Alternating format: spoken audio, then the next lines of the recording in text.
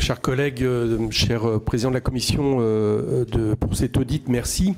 Ce que j'observe, c'est que d'abord on a un exercice assez étonnant puisqu'il s'agit d'une commande qui vient en plein milieu d'année avant même qu'on puisse complètement analyser finalement le bilan de l'année, mais elle tombe bien puisque je ne sais pas s'il y a insincérité, mais il y a en tout cas transmission d'esprit entre vous et le Premier ministre, puisque ça lui a servi de base hier pour son discours d'orientation générale, avec un bilan catastrophique, non seulement qui nous est présenté des dépenses publiques et qui, dans l'alpha oméga des politiques de l'offre et d'austérité, sont présentés en réalité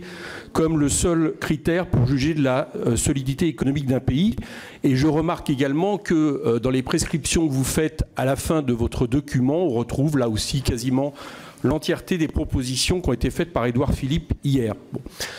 Vous respectez l'alpha oméga des 3% de règle d'or. Je ne peux pas vous le reprocher, à ceci près que je reproche que la France suive cette règle, je vous rappelle, qui a été un jour griffonnée dans les années 80 par M. Delors et quelques autres responsables de l'Union européenne, mais qui du coup pose un problème parce que ça nous laisse de côté d'autres critères, d'autres chiffres qui pourraient être intéressants pour juger de la santé économique d'un pays. Je pense au chômage, je pense par exemple aux dividendes dont la France est le record d'Europe et dont on pourrait s'étonner qu'elle soit aussi peu taxée, ce qui là aussi rentre en place et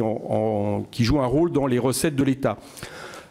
Quand on lit vos tableaux, on a l'impression finalement d'observer que le déficit budgétaire étant le seul critère pouvant nous permettre de savoir où en est la France,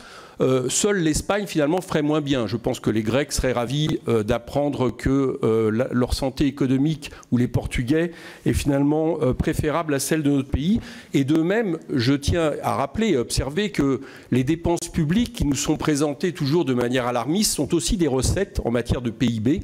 ce qui évidemment rentre en compte dans les places des politiques la place qu'on donne à des politiques publiques et j'allais dire au style de politique et de place du secteur privé dans une politique. Enfin, dans les leviers d'action que vous nous proposez, là aussi, je le disais tout à l'heure, on retrouve ce gel de fonctionnaires qu'on nous a annoncé hier. Je rappelle que depuis 2010, les fonctionnaires ont vu un tel gel de leur indice qu'il n'a pas progressé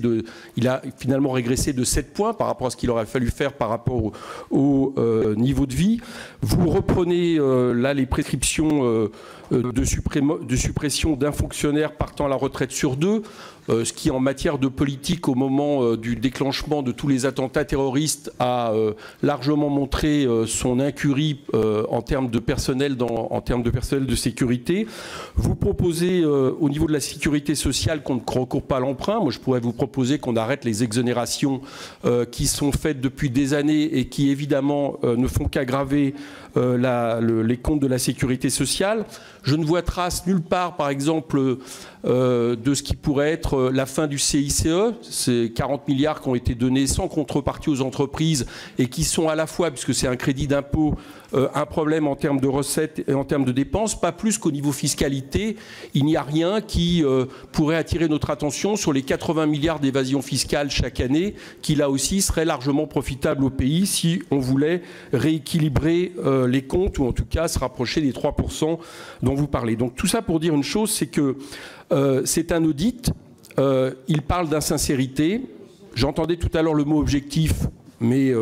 vous ne l'avez pas mis en avant et pour cause, puisqu'il s'agit en réalité d'une politique économique et qu'en matière de politique économique, chacun sait qu'il n'y a pas d'objectivité, mais c'est la politique de l'offre que vous défendez et c'est cela que nous propose pour manifestement,